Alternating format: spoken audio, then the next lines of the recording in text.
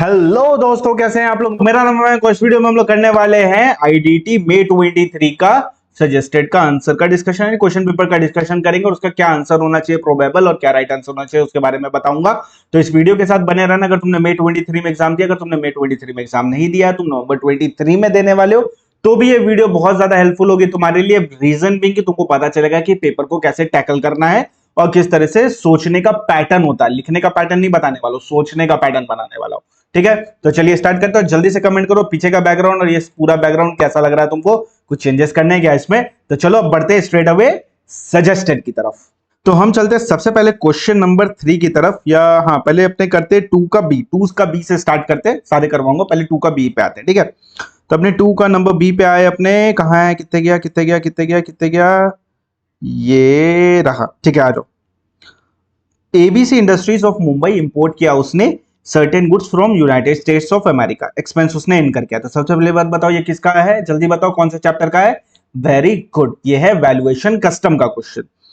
Cost of goods दिया है, जैसे ही आपको कॉस्ट ऑफ गुड्स दिखेगा आपको पता चल जाएगा ये एक्स फैक्ट्री सेल वाला क्वेश्चन चल रहा है। स्पेशल एडजस्टमेंट होगा कि नहीं ये डिपेंड करेगा कि क्या दिया आगे डिटेल्स पे, ठीक है। तो हमने देखा कि जो ट्रांसपोर्ट चार्जेस अपने को लगे एक्सपोर्टर से पोर्ट ऑफ शिपमेंट तक, वो लगे अपने को दिया हुआ है $800। Freight charges US to India, okay, freight charges US to India दिया है। और यहां पे अपने को मेंशन किया हुआ था पोर्ट, तो पोर्ट मतलब हो गया कि वेसल से आ रहा है, वेसल से आ रहा है, एक्स फैक्ट्री है। एंड अपने को फ्रेट भी दिया हुआ है, यानी freight is ascertainable, sorry ascertainable है फ्रेट, ठीक है। तो इस सिनेरियो में क्या हो जाएगा, इस सिनेरियो में अपने इसमें स्पेशल एडजस्टमेंट नहीं करेंगे, एक्स फैक्ट्री का नॉर्मल ट्रीटमेंट करेंगे, बस ऐड करते जाएंगे एंड अकॉर्डिंगली कैलकुलेट कर लेंगे। चलो, एक्चुअल फ्रेट भी अपने को दिया, लाइटरेज चार्जेस अपने को दिया हुआ है। Freight incurred from port of entry and inland container depot, ये तो आएगा ही नहीं, इंडिया का खर्चा ऐड नहीं होता है। शिप डीमर चार्जेस दिया हुआ है अपने को। अपने इनकर किए हैं डिजाइनिंग चार्जेस, जो कि अपने पे किए हैं कहां पे, न्यू दिल्ली में। अगर आपको याद होगा वो टेबल, तो उसमें हमने क्या पढ़ा था, अगर इंडिया में खर्चा करते हो डिजाइनिंग वगैरह का तो फिर वो ऐड नहीं करेंगे वैल्यू में, तो अपने उसको ऐड नहीं करेंगे वैल्यू में, सिंपल सी बात है। फिर अपने को दी हुई है बिल ऑफ एंट्री दी हुई है। अब ये जो बिल ऑफ एंट्री की डेट दी गई है वो कब दी गई है, 16/2/2023। बट एंट्री इनवर्ड किस दिन हुआ, 16/3/2023। तो क्या विद इन टाइम है, the answer is no, within time नहीं है। तो फिर अपने यहां पे जो बीसीडी का रेट लेंगे, जो कस्टम ड्यूटी का रेट लेंगे, वो कौन से दिन का लेंगे, एंट्री इनवर्ड का लेंगे, that is 10%। But exchange rate always before हो आफ्टर हो कोई फर्क नहीं पड़ता, ऑलवेज बिल ऑफ एंट्री की जाती है, दैट इज 70 रुपीज। फिर सोशल वेलफेयर अपने को 10% दिया, आईजीएसटी अपने को 12% दिया। अब अगर आप यहां तुम ध्यान दोगे तो तुम किस चीज में फंसोगे, तुम फंसोगे लाइटरेस चार्जेस में और शिप डीमर चार्जेस में। तो जल्दी से आ जाओ मेरी नोट्स की तरफ। नोट्स में जैसे ही तुम आओगे पेज नंबर 185, तो तुमको उसमें दिखेगा कि लाइटरेस चार्जेस को तो अपने को इंक्लूड करना है फ्रेट में, बट शिप डीमर चार्जेस तभी इंक्लूड करना है जब वो चार्टेड वेसल का हो। चार्टेड वेसल का होगा तभी अपने उसको इंक्लूड करेंगे, अदरवाइज अपने उसको इंक्लूड नहीं करेंगे। तो यहां पे क्या चार्टेड वेसल लिखा है क्या शिप डीमर चार्जेस में, चार्टेड वेसल लिखा है, the answer is no, chartered vessel इसमें लिखा नहीं है। लाइटरेस चार्जेस ऐड करेंगे, बिल्कुल ऐड करेंगे। अब ये क्या है, एक्स फैक्ट्री है, बट कोई स्पेशल एडजस्टमेंट नहीं होगा बिकॉज वेसल से आया एंड अपने को दिया हुआ है एक्चुअल फ्रेट। तो अब क्या करेंगे, सिंपल है, 40,000 से स्टार्ट करेंगे। 40,000 क्या हो गया, कॉस्ट ऑफ गुड्स हो गया। फिर $800 उसमें ऐड करेंगे फैक्ट्री से यूएसए वाले पोर्ट तक का खर्चा। उसके बाद फिर अपने इसमें फ्रेट ऐड करेंगे, वहां के पोर्ट से इंडिया तक के पोर्ट का खर्चा। ये सारी फिगर डॉलर्स में। अब करते हैं इसमें ऐड। पर आप बोलोगे सर लाइटरेज चार्जेस तो ऐड करते हैं ना, करते हैं, बट लाइटरेज चार्जेस रुपीज में दिया हुआ है, रुपीज वाला ऐड डॉलर के साथ नहीं कर सकते ना, पहले डॉलर को कन्वर्ट करेंगे रुपीज में, फिर रुपीज वाला उसमें ऐड करेंगे। तो फटाफट इसको ऐड करके कन्वर्ट कर लेते हैं। कैलकुलेटर ले लो मेरे दोस्तों, कैलकुलेटर की नीड लगेगी। अब 40,000 प्लस 800 प्लस 5,000 तो आएगा अपना 45,800। अब ये आया डॉलर में। अभी अपने को इसको रुपीज में कन्वर्ट करना, तो अपने क्या यूज करेंगे, 70 रुपीज का अपने यूज करेंगे एक्सचेंज रेट। तो अपने एक्सचेंज रेट 70 का यूज कर लेते हैं। तो 45 इंटू 70 यहां पे किया तो अपना कितना रुपीज में आया, 32,06,000। इसमें ऐड कर देंगे लाइटरेज चार्जेस। चार्टर्ड वेसल से नहीं आया इसीलिए अपने डीमर चार्ज ऐड नहीं कर रहे हैं, सिर्फ लाइटरेज चार्जेस ऐड कर रहे हैं जो कि है 12,000 का। इंडिया का कोई खर्चा ऐड नहीं करेंगे, डिजाइनिंग इंडिया में पे किया इसलिए वो ऐड नहीं कर रहे, अगर बाहर पे किया होता तो ऐड कर लेते। अब ये 12,000 अपने इसमें ऐड कर लेते हैं। 12 लिखा है कि क्या लिखा है सर, आप क्या लिख रहे हैं, 12,000 लिख रहे हैं बच्चों, इसमें 12,000 ऐड कर लेते हैं। चलो कर लिया हमने, तो कितना आया 32,18,000। Now what is this? This is assessable value, वो भी रुपीस में। ये क्या आया? एसेसेबल वैल्यू रुपीस में। अब अपने इसमें निकालेंगे बीसीडी, सोशल वेलफेयर सरचार्ज और आईजीएसटी। बीसीडी कितना आई है अपनी? बीसीडी आई अपनी 10%। क्यों ऐसा किया हमने? 10% क्यों लिया? बिकॉज विद इन टाइम नहीं फाइल किया उसने, तो डेट ऑफ अराइवल हमने ले लिया। सोशल वेलफेयर सरचार्ज 10% है। आईजीएसटी का रेट दिया हुआ है अपने को, आईजीएसटी का कितना रेट दिया है जल्दी बोलो? तो आईजीएसटी का रेट अपने को दिया है 12% का। तुम बोलो, मैं सुन लूंगा, मैं सुन रहा हूं, तुम क्यों टेंशन ले रहे हो? बस अब इसको फटाफट सॉल्व कर लो। अब सॉल्व कैसे करना है? 32,18,000 पे अपने मल्टीप्लाई करेंगे 10%, तो आएगा 3,21,800। इसका 10% करेंगे तो आएगा 32,180। अब आईजीएसटी जो 12% लगा ना, उसमें क्या क्या लेते? तो आप बोलोगे सर उसमें हम लेंगे ये वाला और ये वाला फिगर। Very good. तो 32,18,000 प्लस क्या 3,21,800 प्लस 32,180, इसका किया हमने 12%। तो अपने को कितनी फिगर मिली? अपने को फिगर मिली 4,28,638, राउंड ऑफ कर दिया। अब टोटल अगर हमसे पूछा जाए कि कितना ड्यूटी पे करना है, तो टोटल ड्यूटी हमको क्या क्या पे करना है? हमको ये पे करना है, ये पे करना है, ये पे करना है। तो चलो ऐड कर लेते हैं सारी फिगर को। चलो, तो आंसर कितना आया? 7,82,618। तो क्वेश्चन नंबर 2 का बी का आंसर है 7,82,618। नोट डाउन कर लीजिए। इसमें आप फंसते कहां पे? Lighterage charges and ship demurrage charges. But ये दोनों पॉइंट नोट्स पे दिया हुआ था, ठीक से पढ़े होगे तो तुम सॉल्व कर पाओगे, आशा करता हूं। अब बढ़ते हैं आगे। चलो नेक्स्ट क्वेश्चन की तरफ आते हैं, 3 का ए की तरफ। 3 का ये हमसे क्या पूछता है कि इंडिपेंडेंट केसेस है। पहली बात तो ये अपने को बताना है एग्जेम्प्ट है कि टैक्सेबल है। ओके, अब हिमालयन वंडर्स एक रजिस्टर्ड एंटिटी है जीएसटी में। इन्होंने शिमला में टेंट लगाया है लॉजिंग पर्पसेस के लिए, और वो वहां पे टेंट को अपने रेंट पे देते हैं। ठीक है, जो भी अपने को रेट दिया है यहाँ पे दिया है। अब देखो होता क्या है, दिस इज होटल वाला। ठीक है, होटल का रेंटिंग, होटल के रेंटिंग में एक एग्जेम्पशन वर्क करता था लास्ट टर्म तक। इस टर्म में उसमें हुआ था अमेंडमेंट, इस टर्म मतलब मई 23 में अमेंडमेंट हुआ था। उसमें हमने क्या सीखा कि अब होटल वगैरह इन गेस्ट हाउस अगर रेंट पे देते, कितने रुपए का भी हो, ऑलवेज टैक्सेबल। तो ये उसमें फॉल करेगा। तो अब ये एग्जाम तो है ही नहीं, ये एग्जाम्पशन तो हट चुका है, तो ये क्या हो जाएगा? टैक्सेबल।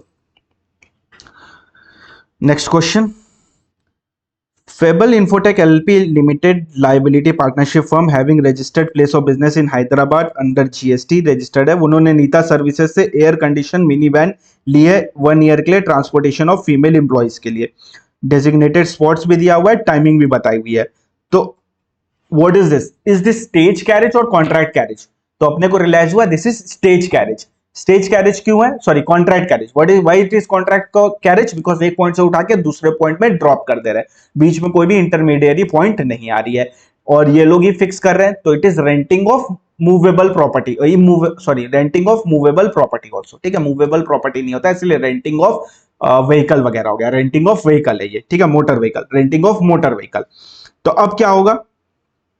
अब होगा ये, सबसे पहली बात तो बताना है टैक्सेबल है कि एग्जेम्प्ट है। तो अगर याद करो, कॉन्ट्रैक्ट कैरेज नॉन एसी वाला जो होता है वो एग्जेम्प्ट होता है। कॉन्ट्रैक्ट कैरेज एसी वाला जो होता है वो क्या होता है? वो होता है टैक्सेबल। तो ये क्या हो जाएगा? टैक्सेबल। अब आए रेंटिंग ऑफ मोटर व्हीकल में। रेंटिंग ऑफ मोटर व्हीकल में 5 कंडीशन आपको याद है। सप्लायर कौन? Other than BC. रेसिपेंट कौन है? बीसी है। फ्यूल कॉस्ट इंक्लूडेड है, ये अपने को अज्यूम करना पड़ेगा, यस इंक्लूडेड। पैसेंजर ट्रांसपोर्ट वाला, यस। सप्लायर ने ऑप्ट किया 5%, ये भी तुमको अज्यूम करना पड़ेगा, एंड आरसीएम करके आ सकते हो। ये एडिशनल है, 1 स्टेप अहेड है, जरूरी नहीं नहीं करना है तुमको। तुमको क्या करना है? तुमको सिर्फ बताना है कि एग्जेम्प्ट होगा कि टैक्सेबल होगा। तो अपने को पता चला ये टैक्सेबल होगा because it is contract carriage, और ये एसी वाला है, एंड एसी वाला is always taxable. Non AC वाला एग्जेम्प्ट होता है। ठीक है, अब आगे बढ़ते हैं। हम तुम सर्विस लिमिटेड जो है वो रजिस्टर्ड है जीएसटी में, प्रोवाइड करती है catering service to anganwadi and education institute providing pre school education 2.5 lakh रुपए तक का। अब एग्जेम्पशन वाले नोट्स में आ जाओ, पेज नंबर है अपना 105। एजुकेशनल सर्विस में वहां हमने क्या देखा था? वहां हमने देखा था कि अगर प्री स्कूल है और वो थर्ड पर्सन से सर्विस ले रहा है, तो अगर वो ट्रांसपोर्टेशन ऑफ स्टूडेंट वाली सर्विस ले रहा है, अच्छा आपको दिख रहा है, चलो अब देखो, अब दिख रहा होगा, ठीक है, केटरिंग की सर्विस ले रहा है, या सिक्योरिटी हाउस क्लीनिंग की सर्विस ले रहा है, या एडमिशन कंडक्ट ऑफ इवेंट की सर्विस ले रहा है, तो उस सिनेरियो में क्या हो जाएगा, उस सिनेरियो में एग्जेम्पशन मिलेगा। तो यहाँ पे जो आंगनवाड़ी है वो प्राइमरी स्कूल है, हाँ जी प्री स्कूल है वो, तो वो स्कूल की डेफिनेशन में कवर होता है। थर्ड पर्सन उसको सर्विस दे रहा है, क्या चीज की सर्विस दे रहा है, वो उसको केटरिंग की सर्विस दे रहा है inside the education institute, then this will be exempt. तो ये क्या हो जाएगा, एग्जेम्प्ट, माने कोई भी टैक्स नहीं आएगा। 50 वुमेन है डिफरेंट सिटी से, वो लीडरशिप प्रोग्राम कर रही है under IIM, and this course is what, this course is a diploma course, ये एक डिप्लोमा कोर्स है, IIM वाला है। देखो IIM से कोर्स कर रहे हो तुमको एग्जेम्पशन मिलेगा, IIM से डिप्लोमा कोर्स कर रहे हो तुमको एग्जेम्पशन नहीं मिलेगा। ये पॉइंट मैंने यहां पे तुमको लिखाया भी था, ध्यान दो। ये सेकंड नंबर पे अगर तुमने नोट डाउन किया होगा तो ये पॉइंट तुमने नोट डाउन किया होगा कि education institute is a part of curriculum दे रहा है, यानी इसमें IIM कवर होता है, बट इसमें डिप्लोमा कोर्सेस कवर नहीं होते, रेगुलर कोर्स कवर होते हैं, डिप्लोमा नहीं। तो अगर डिप्लोमा है तो इसका मतलब क्या हो गया कि ये हो जाएगा तुम्हारा टैक्सेबल। क्या मतलब सर, पेपर आपने सेट किया था, आ जाओ इधर। मिस्टर अशोक ने रेंट किया एक रेसिडेंशियल फ्लैट अपने फ्रेंड को, डॉक्टर किशोर को, वो रजिस्टर्ड किसमें, GST में है, फॉर नॉट रजिस्टर्ड है, GST में रजिस्टर्ड नहीं है, बट मेडिकल क्लिनिक के लिए, मतलब एक उनको रेसिडेंशियल प्रॉपर्टी में जगह लेके दिया to open a medical clinic. Okay, rent कितना ले रहा है, 15,000, that's doesn't matter, renting services में आ जाओ। अच्छा ये होटल वाला, ये वाला है जो मैं तुमको बता रहा था, होटल वाला, एक सेकंड में इसको बड़ा कर लेता हूं तो आपको अच्छे से दिखेगा, देखो अब दिख रहा होगा। तो देखो होटल वाला तो ये वाला पॉइंट हो गया, ये अब हट चुका है। अब आते जो अभी अपने पढ़े, अभी अपने क्या पढ़े, रेंटिंग ऑफ रेसिडेंशियल ड्वेलिंग। तो अगर रेसिडेंशियल प्रॉपर्टी रजिस्टर्ड पर्सन को देंगे तो RCM आएगा, अनरजिस्टर्ड को देंगे तो एग्जेम्प्ट होगा। बट रेसिडेंशियल पर्पस के लिए, किस पर्पस के लिए, रेसिडेंशियल पर्पस के लिए। इन्होंने जो डॉक्टर को दिया है क्लिनिक, वो रेसिडेंशियल दिया है या कॉमर्शियल पर्पस दिया है, तो इन्होंने कॉमर्शियल पर्पस के लिए दिया है। तो अगर कॉमर्शियल पर्पस के लिए दिया है तो दिस विल बी टैक्सेबल, यहां पे टैक्सेबल हो जाएगा। रीजन समझाते चल रहा हूं सब चीज का। अब आते हैं इसका B नंबर पॉइंट पर, अपने कौन से क्वेश्चन में, अपने क्वेश्चन नंबर 3 में, 3 का B पॉइंट में आ गए। ये तो बहुत ही इजी क्वेश्चन था, एकदम मक्खन क्वेश्चन था। इसमें क्या होता है, एक मिस्टर एक्स है और उनको जानना है कि कॉम्पोजिशन बेटर रहेगा उनके लिए या नॉर्मल बेटर रहेगा। तो सारे एक्सपेंसेस दिए हुए थे, बस सारा ऐड करके अपने को कंपेयर करना था और कुछ भी नहीं करना था, बहुत ही ज्यादा सिंपल है, बताता हूं कैसे, आ जाओ। देखो इनवर्ड सप्लाई दी हुई है इनकी, आउटवर्ड सप्लाई दी है। Inward supply is exclusive of GST and outward supply is inclusive of GST। GST के रेट दिया है 12% एंड यहाँ पे भी 12% है अपने पास, ठीक है। कुछ इनहेरेंट एक्सपेंसेस है 4,50,000 पर ईयर, ये दोनों में ही लगेगा, अगर कॉम्पोजिशन लोगे तो भी लगेगा, नॉर्मल लोगे तो भी लगेगा। So this is an irrelevant cost, इसको ले भी सकते हो, इसको नहीं भी ले सकते हो, अभी बताऊंगा कैसे। बुक्स ऑफ अकाउंट्स मेंटेन करने पड़ेंगे, ऑब्वियसली नॉर्मल में 2 लाख रुपए एंड कॉम्पोजिशन में 75,000, कम लगेगा बिकॉज कॉम्पोजिशन में कम बुक्स वगैरह मेंटेन करने पड़ते हैं अपने को। रिटर्न फाइलिंग भी नॉर्मल में 48,000 है एंड कॉम्पोजिशन में 12,000 ईयरली है। बस कंपेयर करना अपने को किस में कम पड़ने वाला खर्चा, तो काफी सिंपल है। पहले निकालते हैं नॉर्मल कंप्यूटेशन से। अब नॉर्मल कंप्यूटेशन में जैसे आए, ये नॉर्मल M की तरह क्यों लग रहा है, चलो ये कर लेते करेक्ट। नॉर्मल कंप्यूटेशन में अपने को क्या चाहिए, अपने को चाहिए आउटपुट टैक्स, उसमें से अपने माइनस करने वाले इनपुट टैक्स, सीधी सी बात है। तो आउटपुट टैक्स कैसे निकलेगा, तो आउटपुट टैक्स निकालने के लिए दिया हुआ है 90 लाख रुपए, जो कि इंक्लूसिव ऑफ GST है 12% पे। तो हम क्या करेंगे, 90 लाख को अपने डिवाइड करेंगे 112 से और मल्टीप्लाई करेंगे उसमें 12, तो अपने पास फिगर आई 9,64,286। अब इससे इनपुट टैक्स माइनस करेंगे। अब इनपुट टैक्स कैसे निकलेगा, तो इनपुट अपने को दिया 70 lakh, that is exclusive of GST, यानी अपने सिंपली क्या करेंगे, 70 लाख पे मल्टीप्लाई कर देंगे 12%। 70 लाख का मारेंगे 12%, आएगा 8,40,000, 8,40,000। ये तो काफी बेसिक कैलकुलेशन है। अब इससे माइनस करेंगे तो कितना आ जाएगा, 286, तो अपने को मिल जाएगा 1,24,286। ये टैक्स अपने को पे करना है नॉर्मल कंप्यूटेशन में। इसके साथ साथ और क्या एक्सपेंसेस लगेंगे, तो अब ये 4,50,000 चाहो तो ले सकते हो, चाहो तो नहीं ले सकते हो, चलो एक बार ले लेते हैं अपने। नहीं लेंगे तो अपने लिख लेंगे दिस इज इररिलेवेंट बिकॉज ये दोनों में सिमिलर लग रहा है, और चाहो तो ले भी सकते हो, लेके भी कंपेयर कर सकते हो, इसका उतना असर नहीं पड़ेगा आंसर पे। फिर आएंगे अपने 2 लाख को अपने बुक्स ऑफ अकाउंट्स मेंटेन करना है, 48,000 अपने को लगेगा बिकॉज किस लिए लगेगा, रिटर्न के लिए लगेगा। तो इसमें चलो ऐड कर लेते हैं 4,50,000। 9 लाख को चला लो कैलकुलेटर, स्पेशली जो अपने नवंबर वाले बच्चे हैं, 8,22,286 ये आया नॉर्मल कॉम्प्यूटेशन से। अब बढ़ते हैं कॉम्पोजिशन की तरफ। अगर अपने कॉम्पोजिशन स्कीम लेते तब क्या करते, तब आउटपुट माइनस इनपुट नहीं होता है। कॉम्पोजिशन वाला टैक्स पहली बात तो कलेक्ट ही नहीं करता है, और वो सिर्फ अपने एंड से पे करता है, तो 1% या तो 5%। 5% कब, जब रेस्टोरेंट होता है, 1% जब ट्रेडर या मैन्युफैक्चरर है। तो ये तो रेस्टोरेंट सर्विस है नहीं, ये है अपना ट्रेडिंग की सर्विस है। देखो यहां दिया हुआ है ट्रेडिंग की सर्विस है, तो इसमें 1% इसको पे करना है। अब यहां पे एक प्रॉब्लम अराइज होती है, इसमें क्वेश्चन में थोड़ा प्रॉब्लम है, ठीक है। क्वेश्चन में ये प्रॉब्लम है कि इन्होंने दिया 90 लाख इंक्लूडिंग जीएसटी। ये तो नॉर्मल कंप्यूटेशन में हमने निकाल लिया, कोई दिक्कत नहीं है, बट कॉम्पोजिशन वाला तो टैक्स कलेक्ट ही नहीं करता है, तो इंक्लूडिंग जीएसटी इसके लिए कैसे हो सकता है। तो यहां हम मानेंगे कि दैट 90 लाख में कोई जीएसटी एलिमेंट नहीं है, इसका 1% अपने लेंगे as an output tax. And जो और ये से नोट लिख के आ जाएंगे कि we have assumed that 90 lakh is the turnover, actual turnover for the composition scheme. आशा करता हूं समझ रहे होगे क्या बोल रहा हूं। तो अपने करेंगे 90 लाख का 1%। सर हमने इतना सोचा भी नहीं था, फिर भी हमने आंसर राइट कर दिया, वेरी गुड, 90,000। अब इसमें ऐड करेंगे अपने 4,50,000, ये तो लगना ही लगना है। उसके बाद ऐड करेंगे 75,000 रुपए बुक कीपिंग के लिए एंड 12,000 रुपए फॉर रिटर्न, इसको ऐड करेंगे। चलो ऐड कर लेते हैं। तो 90,000 प्लस 4,50,000 प्लस 75,000 प्लस 12,000, तो कितना आया 627। कॉम्पोजिशन लेंगे तो 6,27,000 लगेगा। नॉर्मल लेंगे तो 8,22,286 लगेगा। कौन सा कम हुआ, कोई भी बता सकता है कौन सा कम हुआ, ये वाला कम हुआ। तो कौन सा बेटर रहेगा इनके लिए, इनके लिए बेटर रहेगा कॉम्पोजिशन स्कीम। आ गया मार्क्स आपकी जेब में, बस जो वर्किंग नोट बोला वो बना के आ जाना, भूलना मत, ठीक है। अब चलते हैं सी की तरफ। सी नंबर क्वेश्चन में हम आ गए। सी नंबर क्वेश्चन बोलता है मिस्टर एम है जो कि इंगेज है in importing and distributing sports goods. Sports goods मंगाते हैं, बेचते हैं और उसमें डील करते हैं। He imports sports goods from mister Q of Malaysia and sell करता है उसको ब्रांड नेम में ट्रू स्पीड। तो publicise the product mister M जो है स्पेंड करते हैं एडवर्टाइजिंग, मार्केटिंग एंड प्रमोशन में of the product. Department contend करता है कि AMP expenses incurred by M where required to be added to the value of imported goods. पहली बात तो लोगों को ये नहीं समझ में आ रहा होगा कि ये जो है क्वेश्चन है किसका। ध्यान से देखो, कुछ कीवर्ड्स दिखा देता हूं। Added in the value of imported goods, तो ये कीवर्ड है, इससे तुमको समझ में आ चाहिए कि क्वेश्चन है कस्टम्स का वैल्यूएशन चैप्टर का। हुआ क्या, मिस्टर एम ने एक प्रोडक्ट मंगाया, उस प्रोडक्ट को जब मंगाया तो नॉर्मल जो भी कंपटीशन हुआ उस पर बीसीडी वगैरह पे कर दिया।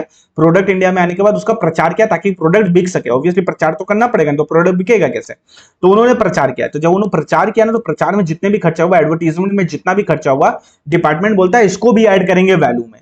तो इसको क्या ऐड कर सकते हैं वैल्यू में, क्या हमने पढ़ा था कहीं भी 14 नंबर सेक्शन में पढ़ा था, नहीं पढ़ा था। 10(1) में पढ़ा था, नहीं पढ़ा था। 10(2) में पढ़ा था, नहीं पढ़ा था। रूल 10(1) 10(2) में नहीं पढ़ा, तो फिर कहां से ऐड करेंगे, नहीं ऐड करेंगे। लिखना क्या है वो भी बताता हूं, ठीक है।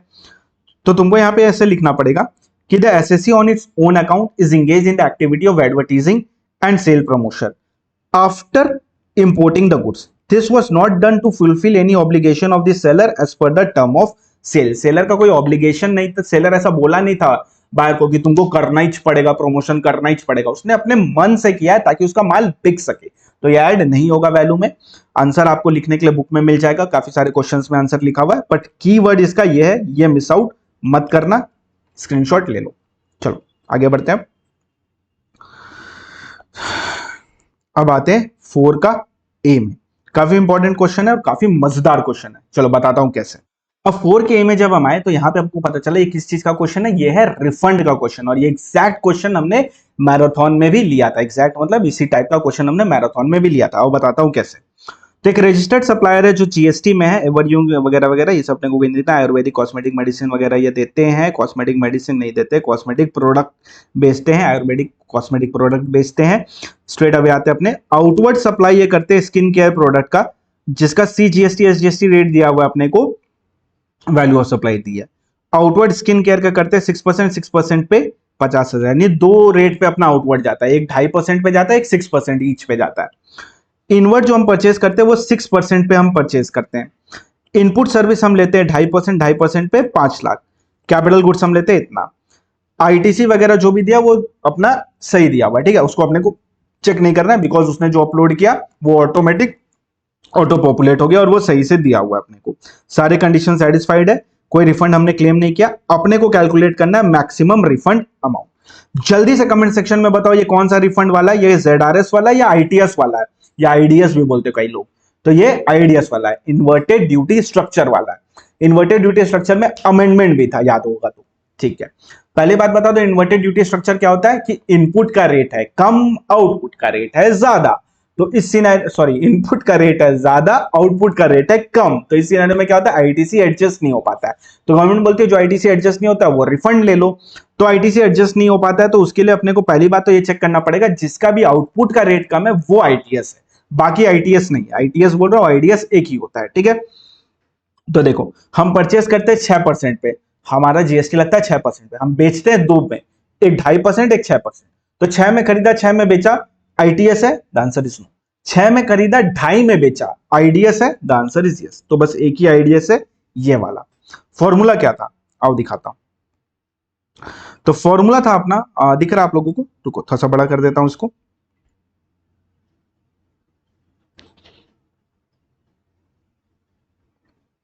एक सेकंड दीजिए, चलिए।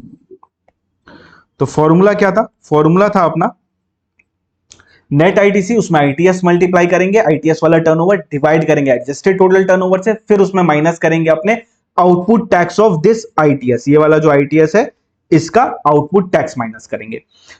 अब इसमें एक अमेंडमेंट हुई, अमेंडमेंट क्या थी, अब इसमें मल्टीप्लाई भी तुमको करना है नेट आईटीसी और डिवाइड करना उसको total ITC of input and input services.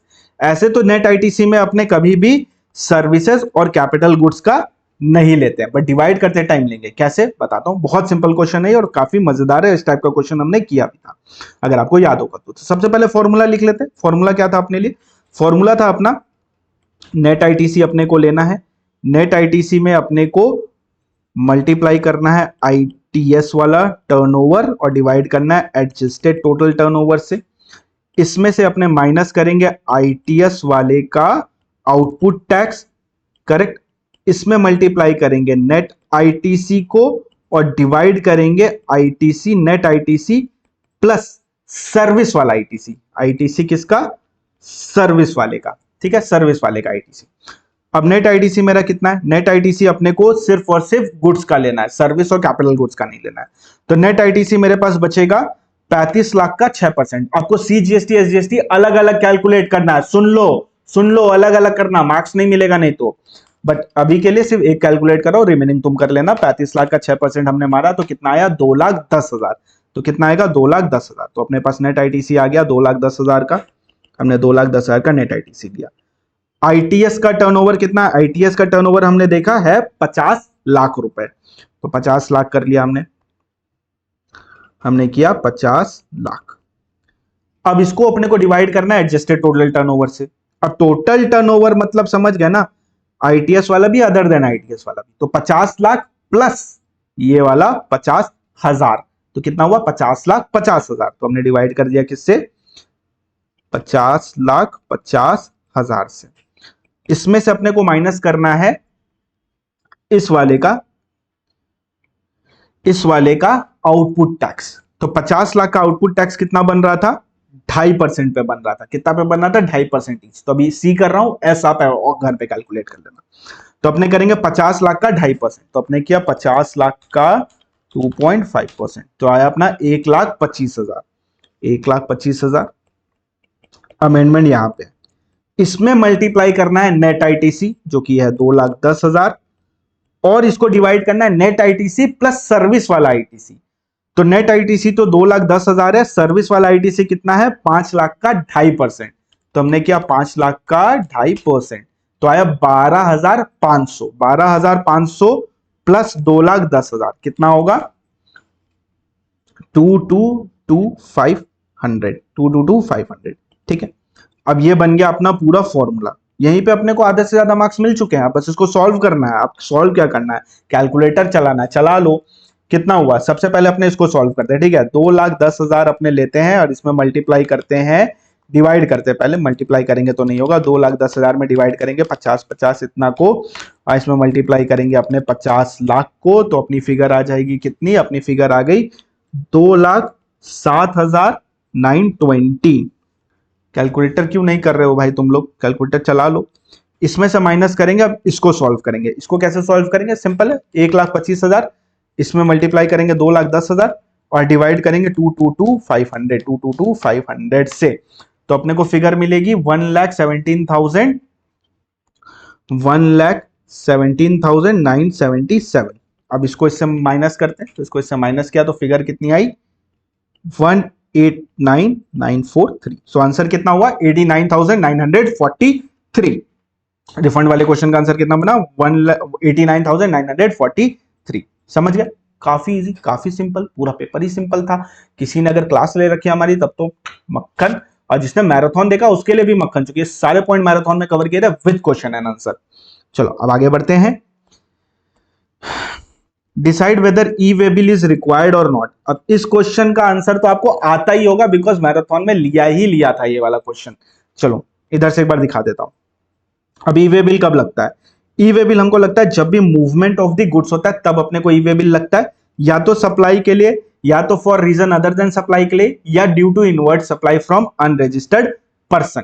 नहीं सप्लाई कर रहे हो तो भी, नहीं कर रहे हो मतलब सिर्फ मूवमेंट हो रहा है तो भी। इस यहाँ पे मैंने आपको एग्जांपल दिया था वो लैपटॉप वाला, कि एक जन लैपटॉप खरीदता है, एक जन लैपटॉप रेंट पे लेता है। तुम्हारे जैसे प्यारे प्यारे बच्चे रेंट पे ले रहे थे लैपटॉप, याद आया वो वाला एग्जांपल, तो उसमें भी ई वे बिल जनरेट हो रहा था। वही सेम इसी क्वेश्चन में आने वाला पॉइंट देखो। एसवीएल इलेक्ट्रिक रजिस्टर्ड सप्लायर है इलेक्ट्रॉनिक गुड्स का, गुड्स सेंड करता है कहां पे, दिल्ली से। दिल्ली से गुड्स को ये सेंड करते हैं, send goods from Delhi. LED warranty में है at various client location in Haryana, replaced under warranty. यानी एलईडी सेल नहीं कर रहे, सप्लाई नहीं कर रहे, कुछ वारंटी के तहत हुआ है तो उसकी वजह से एलईडी को रिप्लेस कर रहे हैं। बट क्या एलईडी जा रही है दिल्ली से हरियाणा, जा रही है, द आंसर इज यस। यानी मूवमेंट हो रहा है, द आंसर इज यस। अगर मूवमेंट हो रहा है तो ई वे बिल आएगा, आएगा, बट कब आएगा, जब 50,000 के ऊपर जाएगा कंसाइनमेंट वैल्यू। तो यहाँ पे जो कंसाइनमेंट वैल्यू है वो है 65,000 का, तो मूवमेंट है, हाँ जी। देखो कंडीशन क्या है, मूवमेंट है, the answer is yes, movement है, प्लस 50,000 के ऊपर है, द आंसर इज यस। तो इस सिनेरियो में क्या होगा, इस सिनेरियो में ई वे बिल जनरेट करना पड़ेगा, ई वे बिल जनरेट करना पड़ेगा। अब आते हैं नेक्स्ट पॉइंट की तरफ। Tree limited registered in Kerala, send करता है गुड्स जॉब वर्कर के लिए तमिलनाडु में। ओके, जॉब वर्कर के लिए सेंड करे, तमिलनाडु में कर रहे हैं 37,500। तो देखो जा रहा है, मूवमेंट हो रहा है, ई वे बिल आएगा। अमाउंट देखेंगे 50,000 से कम है तो ई वे बिल नहीं आएगा। बट याद है एक्सेप्शन, 3 एक्सेप्शन थे, ये देखो 3 एक्सेप्शन थे। अगर इंटर स्टेट ट्रांसफर करता है प्रिंसिपल जॉब वर्कर को, या इंटर स्टेट हैंडीक्राफ्ट गुड्स का ट्रांसफर होता है, या वॉलेंटरी रजिस्ट्रेशन, वॉलेंटरी जनरेशन होता है, तो ये तीनों सिनेरियो में अगर 50,000 से कम है तो भी ई वे बिल जनरेट करना पड़ेगा।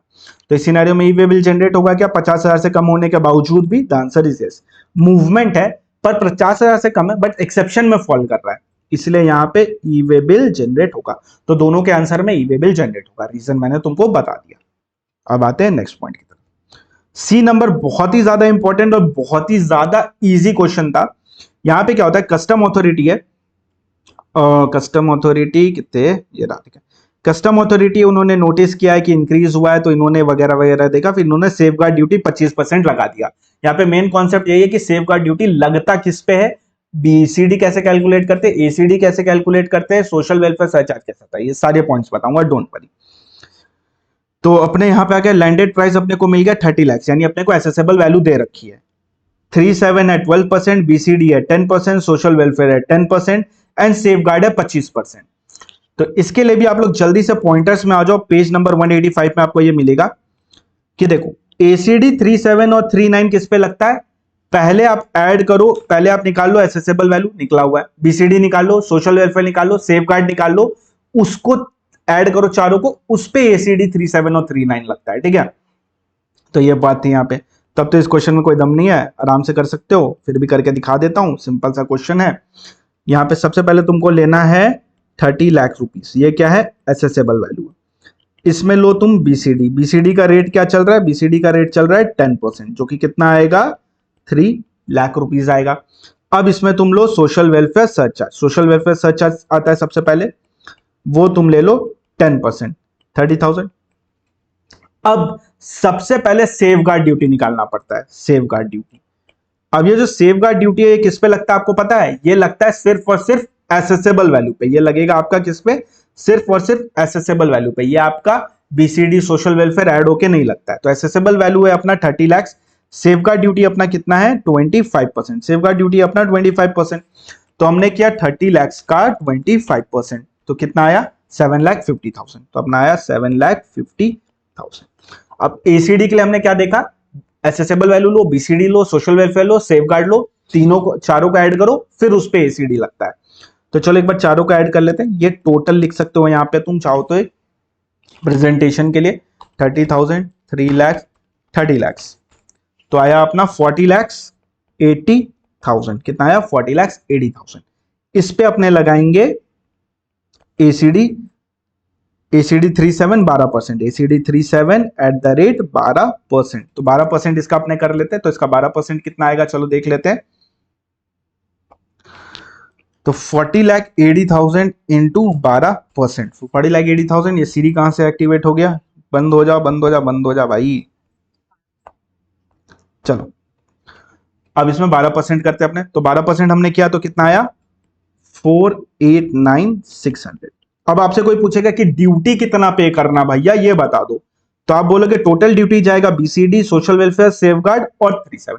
सीखे क्या कि सेफ गार्ड ड्यूटी अपना लगता है एसेसेबल वैल्यू पे, एसीडी 37 लगता है ये चारों को ऐड करके।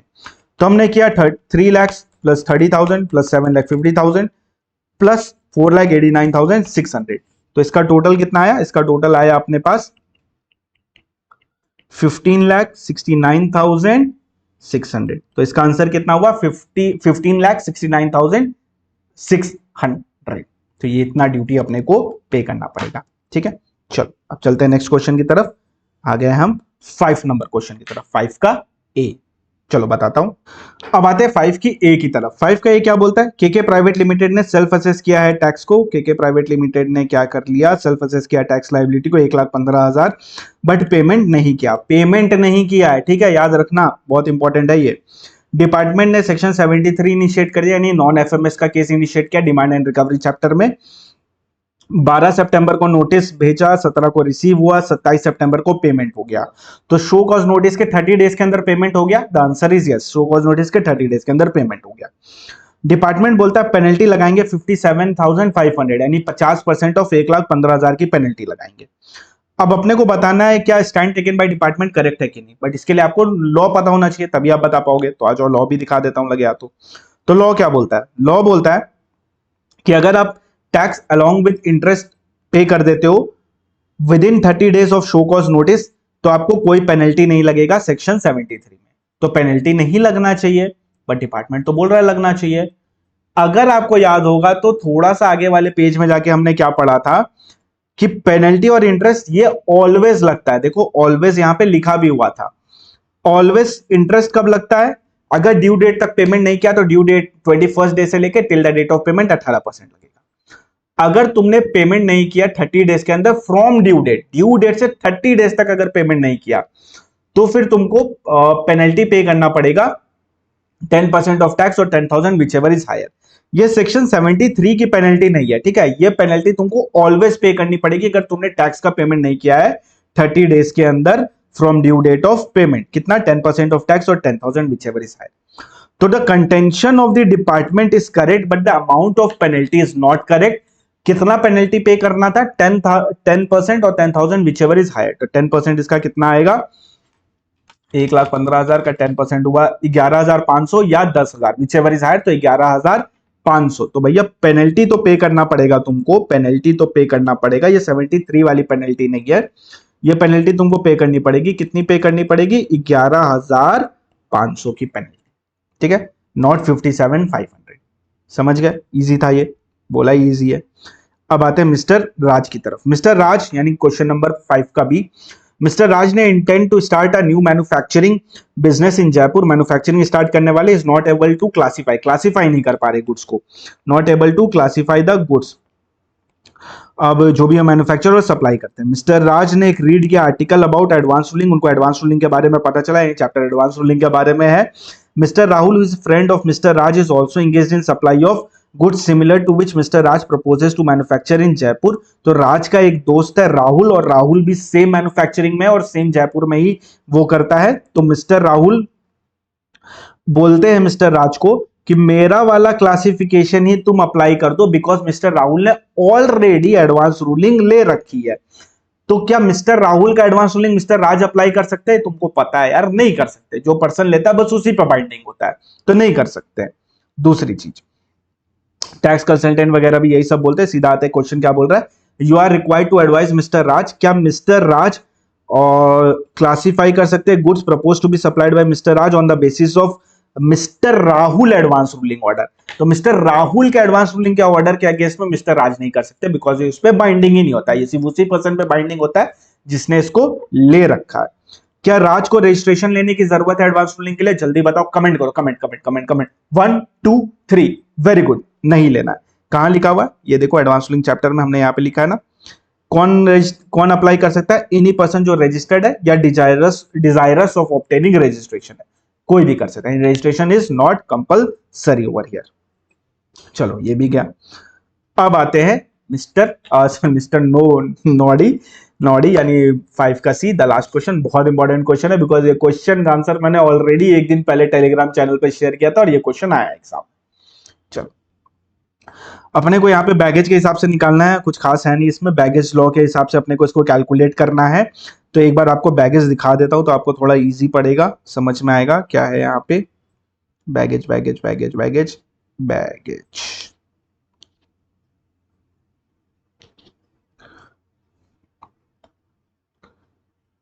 चलिए ये देखिए, ये चार्ट याद होगा आपको। बैगेज में क्या क्या एग्जाम्प्ट होता है? पर्सनल इफेक्ट एग्जाम्प्ट, लैपटॉप 18 के ऊपर एग्जाम्प्ट, ट्रैवल सोवेनियर एग्जाम्प्ट। ये आप पूरा रीड कर लीजिएगा, पूरा रीड नहीं करवा सकता हूं आपको। जो गुड्स कवर है जीएफए में, cartage up to 50, cartage up to 100, cartage 50, cigarette up to 100, cigar up to 25, tobacco 125, wine up to 2 litre, ornament और बाकी जितने भी आर्टिकल है ये कवर होते हैं जीएफए में। जनरल फ्री अलाउंस यानी इसको ऐड करेंगे, इसमें 50,000 या 15,000 माइनस करेंगे, डिपेंडिंग रूल 3 लग रहा है कि रूल 4 लग रहा है कि रूल 3 भी लग रहा है तो उसमें क्या लग रहा है, रूल 4 लग रहा है तो उसमें क्या लग रहा है।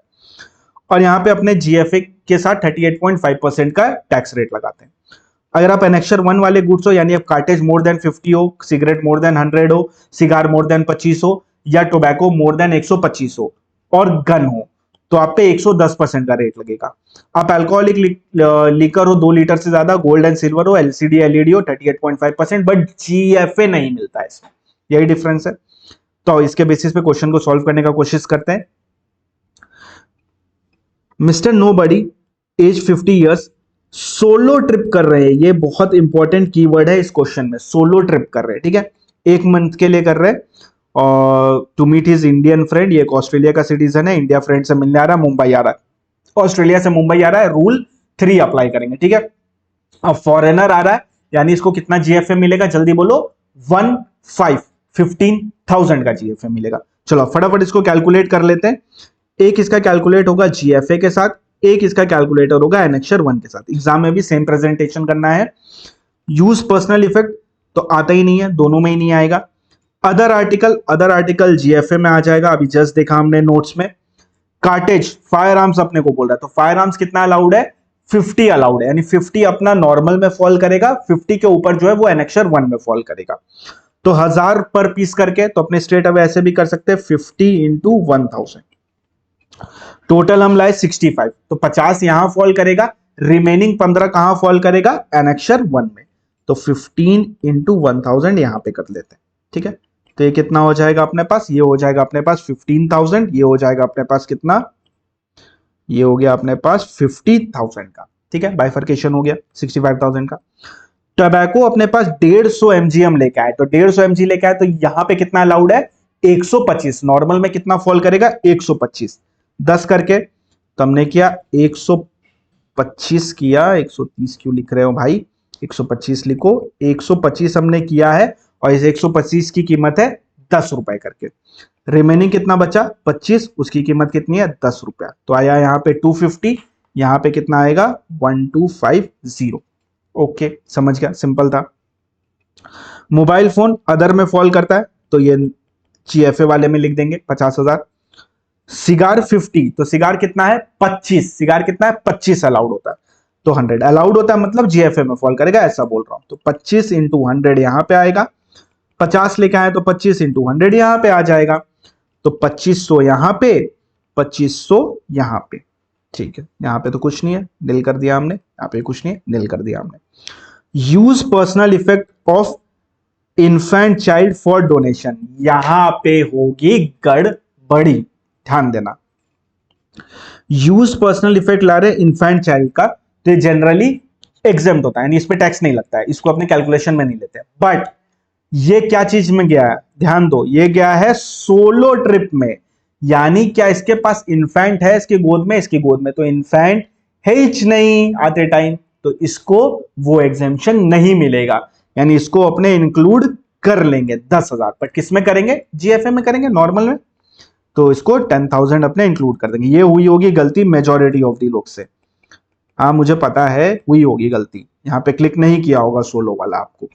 बस इसको ऐड कर लेते हैं फटाफट, कितना हुआ 1,50,000, 1,00,000 plus 50,000 plus 12 550 plus 50,000 plus 2,500 plus 10,000, तो कितना आया होगा 2,13,750। यहां पे कितना आया होगा 15,000 प्लस 2,500 प्लस 1,7,750, ठीक है। अब देखो यहां पे जीएफए मिलेगा, तभी तो ऊपर जीएफए लिखा है भैया, कितना मिलेगा 50 या 15, 15 मिलेगा, ऑस्ट्रेलिया का है, यहां आ रहा है रूल 3 अप्लाई करके 15 इसको दे देते, तो 15,000 हमने इसको जीएफए दे दिया, यहां कोई जीएफए नहीं मिलेगा, यहाँ पे फिगर सेम आने वाली है।